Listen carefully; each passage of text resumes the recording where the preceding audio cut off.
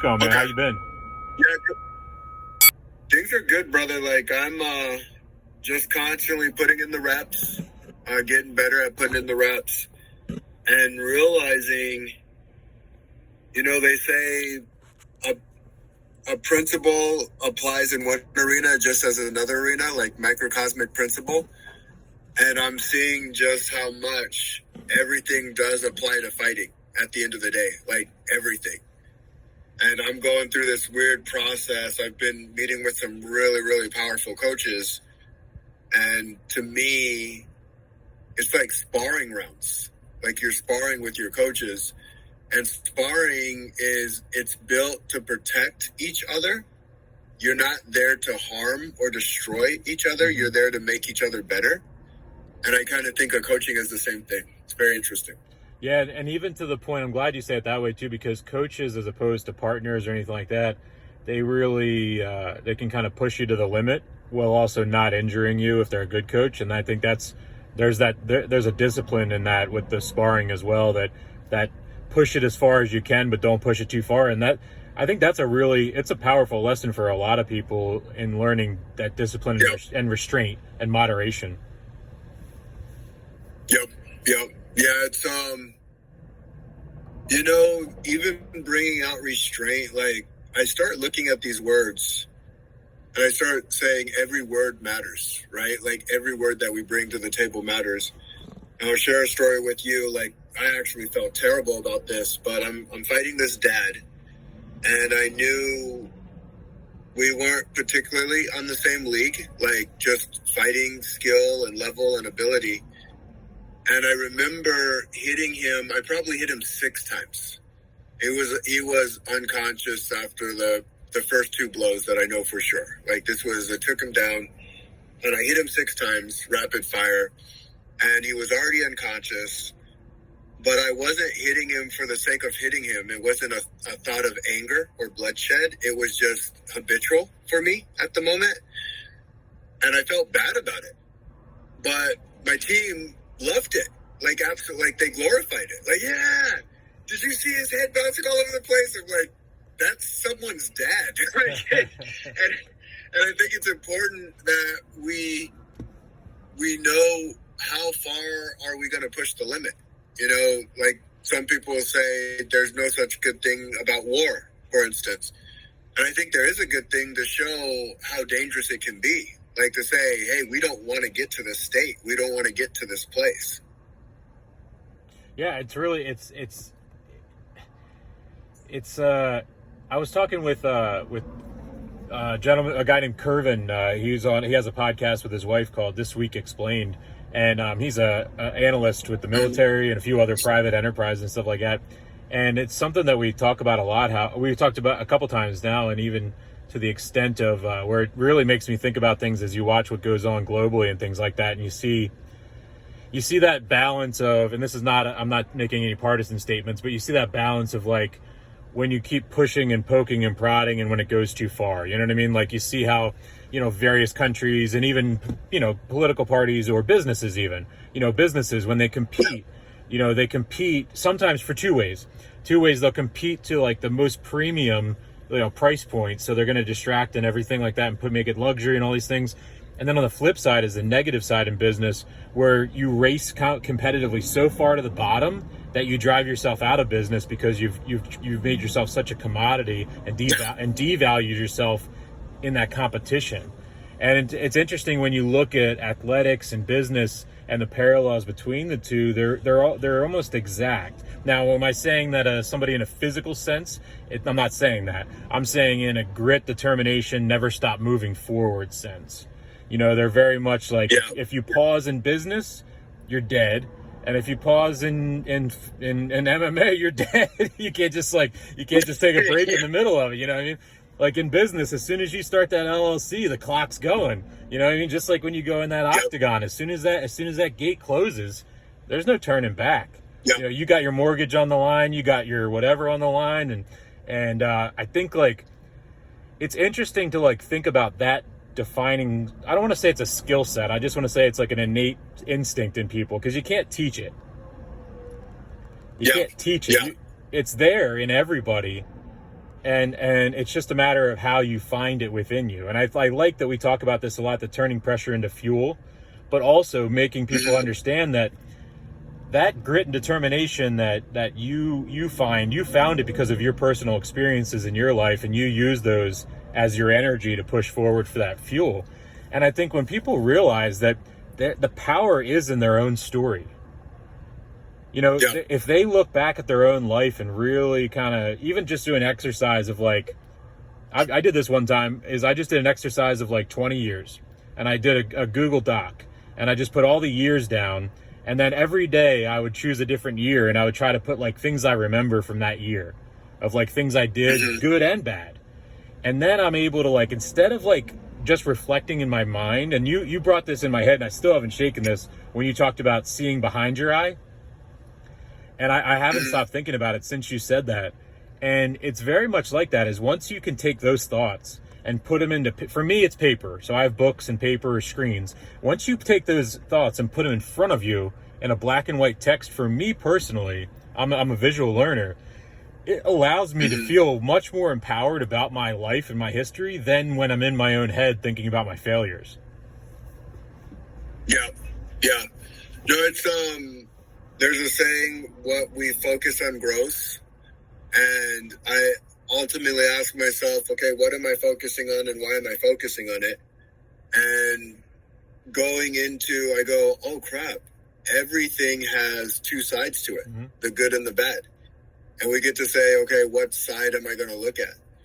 And so you'll use the word like failing, and it can be learning, it can be failing, it can be screwing up, it can be whatever you want to make it. You get to make it whatever you want to make it. But there is some good in that bad, just as there is some bad in that good.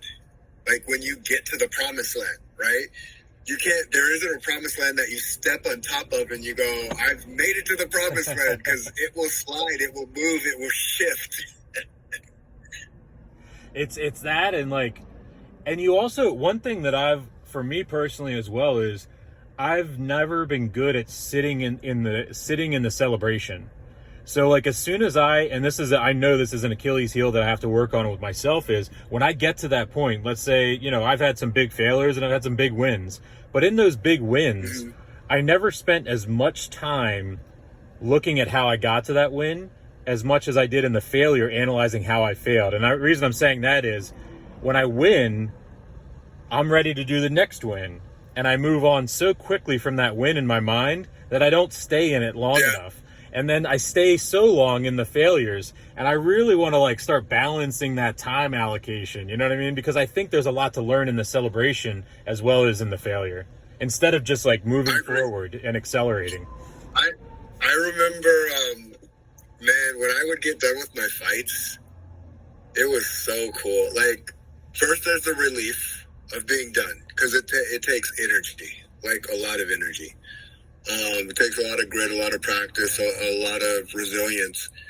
And of course, people want to get their hand raised. No one goes to the fight to say, man, I really don't want to get my hand raised. Everyone's looking to get their hand raised. But afterwards, I celebrate. I have a good time. I have a couple margaritas too, because I like margaritas. It's really good stuff. But yeah, I just enjoy the moment and enjoy the experience. And one time, I actually took the time to enjoy this experience when I lost. Because I go, it's all just a perspective anyway. And if I'm going to beat myself up for what? It's not like I didn't try. And I go, oh, there's the win, and then there's nuanced wins as well. And if I'm doing enough of the nuanced wins, I really am winning at the end of the day anyway. I'm just going to give my best. Yep. It was fun, and everybody had fun. And I had fun. Walk me through, for you, before UFC and stuff like that, when you were when you were doing wrestling and everything like that, was it something that, did you always aspire to the professional realm, even in let's say when you were doing high school wrestling and stuff like that? Or where was your aspirations at that moment in life? Nope. I actually I will try and eat the elephant. Like, I started trying to eat the elephant later on in my life, the big elephant. And what I mean by that, I only go after the goal that I feel like I can obtain. So when I was an overweight kid, I wanted to obtain weight loss.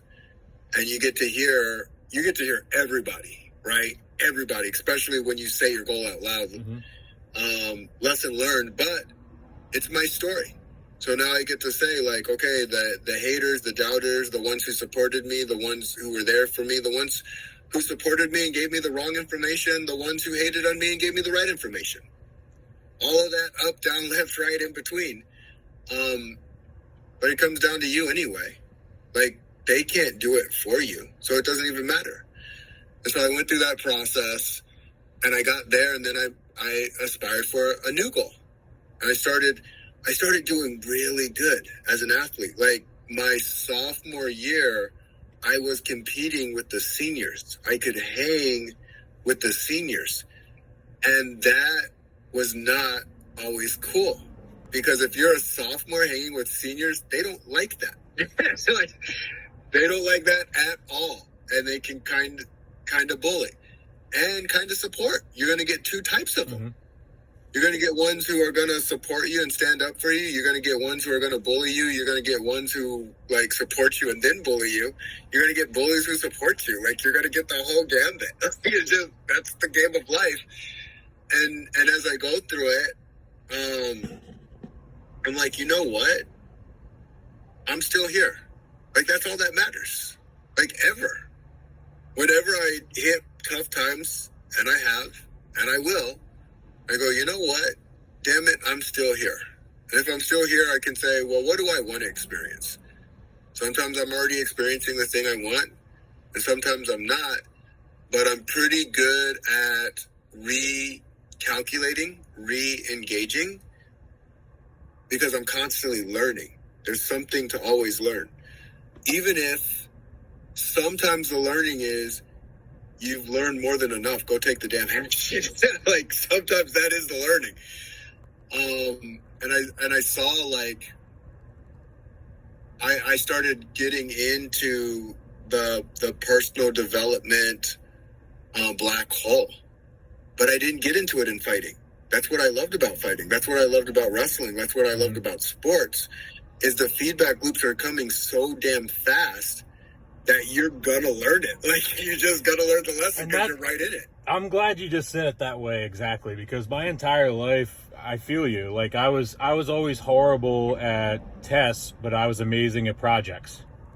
And that was because I was hands-on learning. I don't retain and, like, remember the terminology. Like, I remember the concepts, but I don't always remember the terms. And even to this day, and even in my adulthood, like, I'll remember the concept, I'll remember the function, but then I'll forget what the term is. So, like, in corporate board meetings and stuff like that, I get lost in the jargon, and then I'll, like, say something, and somebody be like, yeah, we just talked about that. That's blah, blah, blah. And I'm like, oh, yeah, I don't use those labels. I just, like, go do my job. So it's, like, one of those things where, like, I look back at wrestling and things like that as exactly that. Because when you're out there in, let's say, wrestling, for example, and you're in the middle of that ring, and you're 14 years old and you're getting choked out, and you have to decide in that moment, because mom and dad are not, you can hear them yelling from the back, but they're not there to save you. They're not going to come over and at that age, to put yourself in a situation of a survival mentality. I don't mean that, I don't put any negative to it. I actually say that's what defined me as a person. And I really think that because at such a young age, I started when I was 8 years old. And to be at that age by alone, one-on-one with somebody, and exactly like you also said, the feedback loop being so short that you can, in a wrestling match, or any match, actually, for example, but especially with wrestling, and even I'm sure it transfers to MMA, a match could go within a second from 10-1 to a pin upset within 10-15 seconds. And that is all because, and I've had plenty of matches as well as you, both as the winner and as the loser, where that where you're going and you're flowing and you're doing something, and all of a sudden you paused and you stopped thinking, or you did think or whatever, and all of a sudden they saw that window of opportunity and flipped the script on you and pinned you, those, or in reverse, you did the same thing to them. That's the biggest lesson to the life that you don't, that nobody realizes in that moment. I guess that's what I'm trying to say is when you're in the moment in high school, you really don't realize all of these things that are being burned into your personality and into your instincts. Yeah. And I thought a lot about it last week after we talked about the visualizations and stuff last week. I never thought about so much that organically came out, and I've been thinking about it a lot since then, about how important that's been for my entire life, and I never thought about where it came from. Yeah. Like the windows, and even I love jujitsu so much. A lot of windows there, yeah. Leverage. Yeah, you're talking about snapping an arm. You're talking about snapping a limb. You're talking about being in position over submission. Mm-hmm. How do you get in the position? How do you get to the submission? And people will say, like, crazy things sometimes. Like, it's crazy. Like, what do I do when they have my arm completely extended? Like, you tap. Like, I know, like, what do you want me to tell you? You flex so hard that you just rip them off. Like, there's nothing you can do. Yeah. You're done. It's a wrap. You can either let them snap it and scream. You can let them snap it and look at them like you don't even care. Yeah. Or you can tap and have another day. Like, that's up to you. You get those choices. And sometimes our choices aren't the ones that we want. Yeah. Right? Like, sometimes we're like, well, I don't want those choices. And okay, like, I don't know, then never do the sport then. Well, like, that's like the best answer I can give to someone. Exactly, because you have to, in that split second, and you don't have time to think about it. It just has to be instinct. You're going in and you're in neutral and you're tapping around and going for that single. Just because you have a single in your mind doesn't mean the single's going to appear. You know what I mean? In that moment, you got to be able to go, okay, I'm going to start stacking sets in my head. Okay, so I got a single, I got a double. He's going to move his left leg over here. He's going to move his right leg over here. Okay, I got a pop a slug, got a Russian arm. Okay, his elbow's dropping a little bit. Okay, here we go. Okay, whoop, I got an over, I got an under, and I got a lat drop. And all of a sudden, we're going into 5 points to a pin. It's like one of those things where, like, had you stayed siloed with the single, you would have missed all of those things that just occurred around you. Yeah. Have you seen the Sherlock Holmes movies where he's doing the slow motion, hitting people and doing his thing? And I look at it and I go, that's cool. But how many times do you have to practice that to get to that? Like, that doesn't happen in one try. And I almost want to make like a comedy spoof of young Sherlock trying to do that, and his first time is just completely screwing it up. Like, I'm going to do this. He goes for the punch, they completely misses, and then gets the crap kicked out of it. Yeah, you watch that and the other show, like I think it's like The Gentleman or one of the other ones, when he comes in and starts shooting up everybody in the church, and you're like, there's like everything. So many variables have to go correct in those things. You know what I mean? Yeah. Yeah. Yeah, especially because you think about it, like when you're in a wrestling match, you got 6 minutes max with somebody, or not 6 minutes, you got more than that. But in that scenario, there are hundreds of opportunities that arise. Some get ignored because you didn't see the opportunity there. But it's like, I guess I want to go back to, it's the bigger lesson too is also understanding people's physical tells and their physical signs. So you're in wrestling, you're in neutral, you're not watching his eyes, you're watching his hips, you're watching his heels, you're watching his hands, you're watching all these different things. And a lot of it too, when you transfer into business, those same skills came over because I was naturally an analyst of people's body behaviors when we were in boardrooms and meetings and stuff. And I directly result that back to wrestling as well, because it was like in that moment, you're like constantly present and constantly watching twitches, you're watching lies, you're watching tells, you're watching all those different things. And it was exactly the same there. And I've talked to a couple guys that play poker and things like that. And we've had a lot of funny conversations about the similarities of like, I'm horrible at poker, but I'm good at that. You know what I mean? Like, that's the other cool thing too. Like, if you put me up against a car mechanic, like, I won't be able to see the patterns. Now you can explain the pattern to me, because I can understand the pattern. I can understand, and I could get good at being a mechanic, because I know what it feels like to get good at something. And I've realized, oh crap, if someone gets good at something, they can get good at other things. Mm-hmm.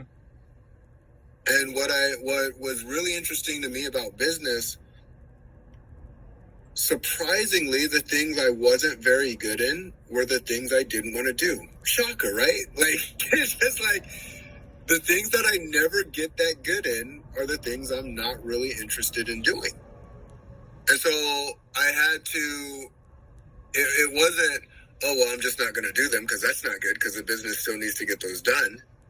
So it's figuring out, like, okay, how do I do it just long enough just to get the result that I'm looking for? And how do I do it to a way I can understand it and delegate it off to somebody else? And also to be present throughout that process. And that going back to the athletics as well, because like we were saying, if you're not present in those moments, and that's that skill too, being present in the moment. Because if you're distracted and you don't know how to, whether it's wrestling or MMA or anything like that, if you don't know how to flip that switch and push the world away for 6 to 10 minutes, that is a skill. And it's like you're talking about there, because if you can't separate those distractions and those tasks that you don't want to do, and you know they have to happen, but in order for them to happen, you have to push everything else out. There's a lot of people that struggle with that, and a lot of people that can't compartmentalize and push things to the side and kind of do that. And I think that also in the parallel too, and not a lot of people might be shocked when I say this, but there are a lot of parallels to this as well as being an artist. There's a lot of parallels to being an athlete as well as being an artist. And I find the reason I say some people will find that a weird comment, because, if you grew up in our age, it was that cliques in high school and all that stuff. And the theater groups and the artists and the band guys were separate from the athletes. Well, to be honest with you, I was the person that floated. I floated in the lunchroom. I hung out with everybody. Like I hung out with every clique, and same thing I do in life right now. Like I can walk into a place and make a friend in 5 minutes, as can you. Like you're the same. Like I can tell that about you. And one of those things is what I learned when I was in band, as well as theater, as well as football, as well as wrestling, all at the same time, was how similar the two things were. Both groups had a passion and to pursue, and by all means necessary, they were going to achieve success in that passion. Yeah. And money wasn't a factor, and money wasn't the driving factor of that passion for either group. Yeah. When you say all things, I'm going to make that happen, and that's where it was kind of interesting for me. Like even going back to my journey, being overweight to getting in shape, the elephants weren't as big, and the elephant got bigger and bigger, right?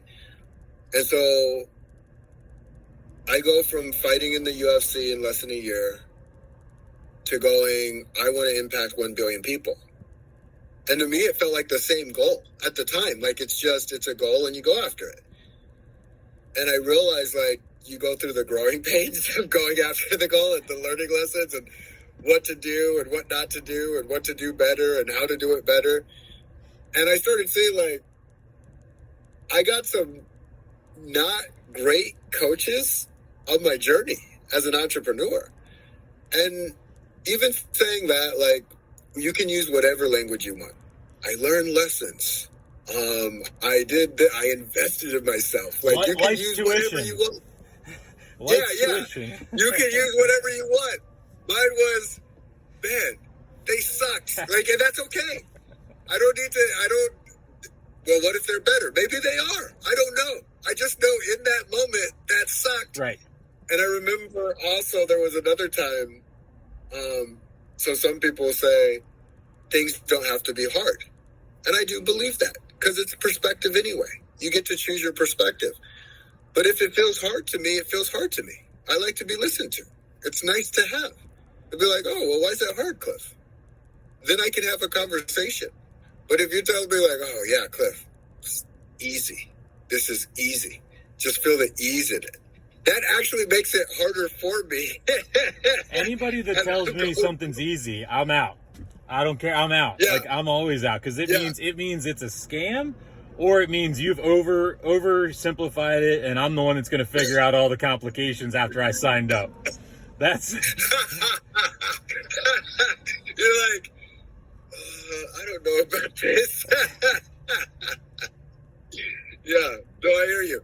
Like, and I have a blend of coaches, and I love them all. And they all have different ways of going about things. Like, one talks about being amused, curious, and engaged ace, and she's a superstar. And then I have another one who talks about it's about being a warrior. It's about doing what you have to do, figuring it out, playing hard, and working hard, right? And then I have another one. It's about collecting data. It's about getting the data, getting as much data as possible, and responding with the data that you have. Mm-hmm. And the truth is, all three of them are right. And just off of what you said, Nate, like, going like, all right, if they're saying this, you got to be careful with what people are saying, because you don't exactly know. You gotta be able to ask the right questions. That's what I've learned as I've gone through my journey, because I want to make sure we're saying the same thing. If someone's saying, yeah, it's easy because I'm not doing anything and you're doing everything, like, okay, I don't want to sign up for that. It's that, or yeah, they know that I know the most about something and they don't, and they're like, oh, this is an easy catch right there. And I'm like, yeah. Yeah. I got this game plan. You're going to do 99.9% of it, and I'm just going to collect a check, and I'm not going to invest in it at all. Yeah. But you are going to get a percentage of this opportunity, and I'm always like, I'm like the opportunity. Yeah, the opportunity I made for myself. I can tell you. Oh, I could tell stories, and this isn't a brag because I didn't win in the end. Everybody else won. So I have sold my buddy and I, my partner in this. We were joking around this morning. Actually, he's like, "How much money do you think you've made other people?" And I did an analysis, and it was staggering. Cliff, it was $400 million, over $400 million. I've made other people. I tell you, like, the money game is such an interesting game, because as we go through our journey, there's so much to learn. Yeah, right. And I made nothing off of that. Yeah. Well, here's where it gets interesting. And ride with me or don't, if you want to, on this one. You really did invest in yourself. Yeah. Like, that is an investment in yourself. Yeah. Just going through the experience to be like, well, I don't want that anymore. Sign me up for something different. Hey, it only took 25 years. I'm a slow learner, my friend. I'm a slow learner. I swear, like, I went through my entrepreneurial journey, and I'm like, is this the same game as my fighting game and my weight loss game? This isn't the same game. It's not the same game. It's the same brain game, man. The same brain game. Yeah, and I'm going through, I'm like, son of a, holy crap, it's the same game. It hasn't changed at all. Just different parts, different people on the board, different vehicles, but it's the same game. Well, it's exactly it, man. That's crazy. The thing that's funny too, like when you talked about, you said about the questions. This is another thing late in my career now. I worked so much in like referrals and things like that, and then when I started expanding into new markets, I didn't have referrals, you know what I mean? So I was making a name for myself each time. And in two ways, when I was having discovery meetings, it was really inefficient for both of us because we weren't asking the right questions of each other. And I would say it's probably been in the past 6 months, and I've gotten like very, not aggressive, but direct. Like, I'm very direct in my first discovery meeting, just like I'm in my episodes with people. When I'm presenting to a client or they're pitching me, I straight up, I'm like, Are you in debt? Are you this? Are you this? Do you have any, like, I'm going through the most uncomfortable things. And I'm like, one, I'm firing off to see if they answer and they see if they want to share. And two, I'm firing off to watch how they react. So that in the first 30 minutes that I'm meeting these people, and I give you credit as well, because I remember the first Saturday afternoon we caught up together and you had talked about the podcast and meeting all these people, and you were like, make sure you're making sure these are the right people. And I've been very direct, and it is filtered out so many people. And not that they're bad people or anything like that, but like some that were not the right people. Like it just wouldn't have worked, and they were just up for the nefarious reasons and stuff like that. And other times, because I asked those right questions, I realized more of the risk I was going into it, rather than just like, oh, what's the money I'm going to get per month for the business? I was really analyzing outside, and I wasn't even putting the money into the equation when I was doing the analysis. So I literally was like doing all that analysis before I even like started talking dollars and cents with them, so that nothing was like adulterated or confused or distracted. And I gotta tell you and give you credit. Like that's changed my lens as far as how I analyze and qualify people in my life, for sure. Yeah, no, thank you for that. Like one of my biggest things, I want the win-win. Like this is what I learned about me. That's exactly it. I tell them when I'm direct with them. I always want the win-win, and I had to learn that just because I wanted that doesn't mean the person across from me wants that. I had to learn that. I assumed it. I always assumed it. Yeah.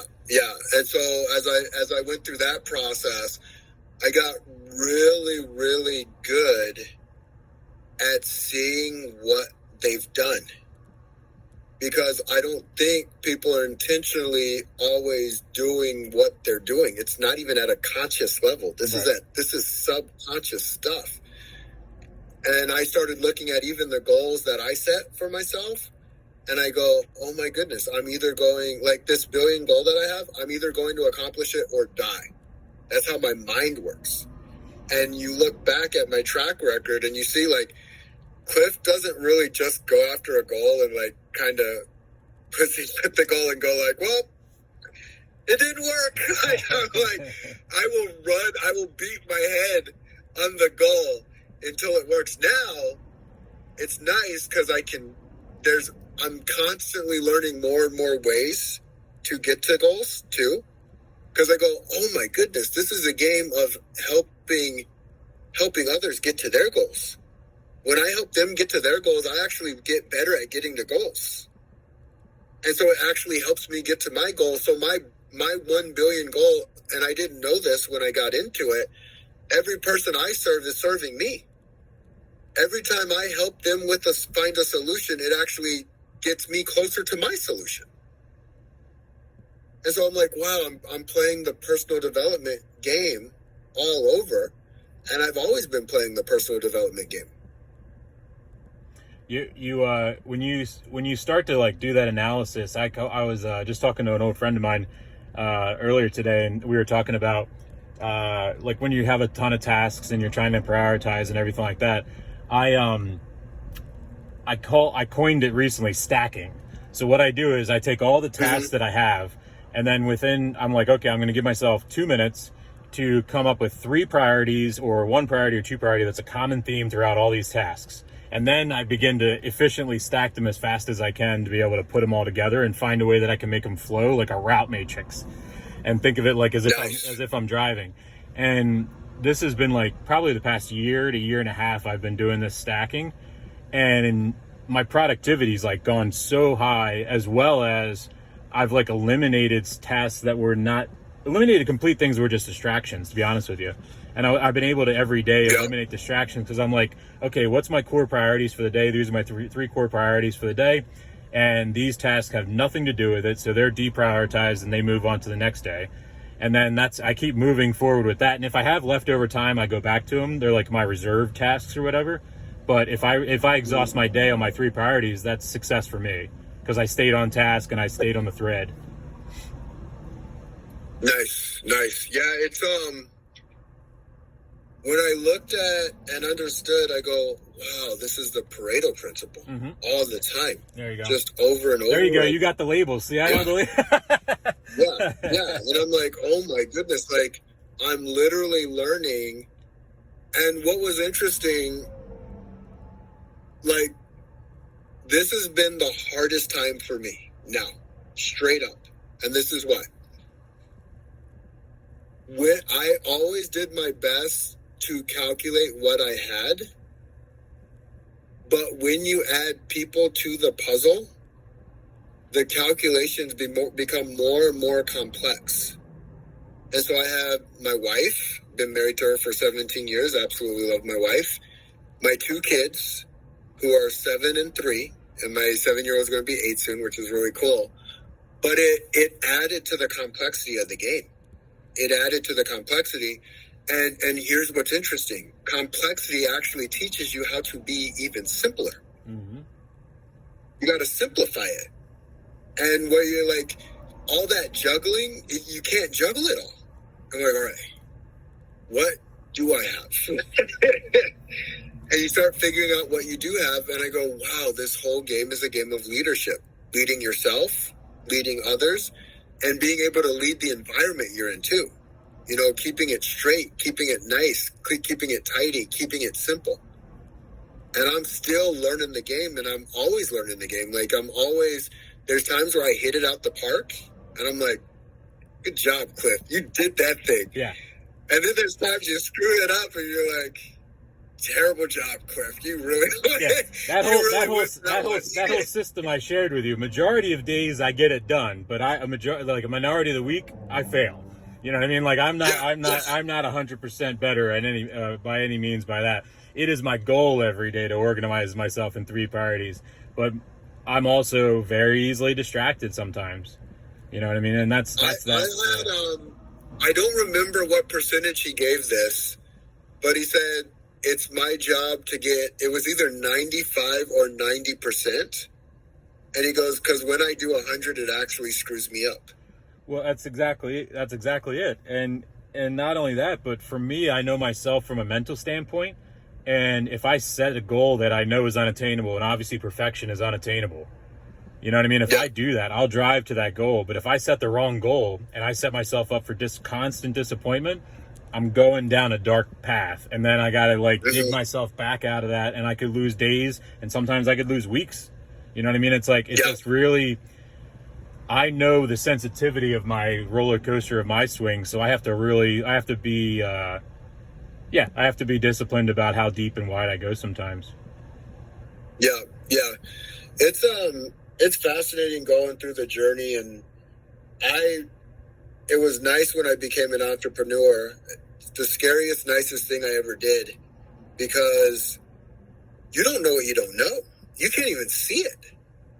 Like in fighting, at least you know you don't want to get punched and kicked, and that you want to punch and kick the other person. Like you know that. You can look at it intrinsically and be like, yeah, I get the rules. I mean, business is the way I want to describe it. You just gave this visual to me. Business is shadow boxing or shadow fighting in the octagon, and then random WWF style WrestleMania people just jumping in that you don't see from the outside.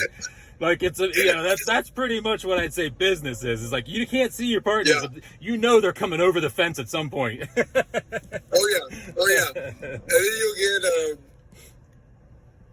the suckiest part and the funnest part, I guess, it's like I said, perspective, right? Is people can't even see what you're doing. There you go, yeah, and then they're ready to give you very little credit for it. It's just like they're ready to serve you up very little credit. You're right. You're right. One more visual is wrap the octagon with black tarps so no one can watch what's inside. Just listen. They can only listen and then interpret what is going on inside. That's a good visual for business. You didn't do shit. You're like, I heard you in there. I heard you in there giggling and laughing. Meanwhile, it's because you're in a double scissor arm, whatever, and you're twisted up like a pretzel, and it's really squirming, but they think you're giggling. And it's all about perception. It's the what's that allegory of the cave kind of thing. You know what I mean? Where you see the shadow and you try to figure out what the shadow is. Yeah. And it was so, I'm like, these people are definitely my people, because you gotta, when you have to explain something to people that don't get something, that's what I had to do as a trader. When I was a personal trader, no one signs up for that. Man, can I get really sore? Can I get a dose of soreness? Like, no, I don't want a dose of soreness. I always tell people, I'm like, if you're ready to get kicked in the teeth before you have your first cup of coffee every single day, you're good to go. That's pretty much it. Like, and then that, use that euphemism for whatever metaphor for whatever scenario, but every day something's going to happen. If you're running a business, something bad's going to happen before you drink that first cup of coffee. And that might be something at home, something at business, whatever else. But if you can do that every day and be like, I'm ready to get kicked in the teeth this morning, if you can get yourself mentally every time you get out of bed and ready to do that, you're good to go.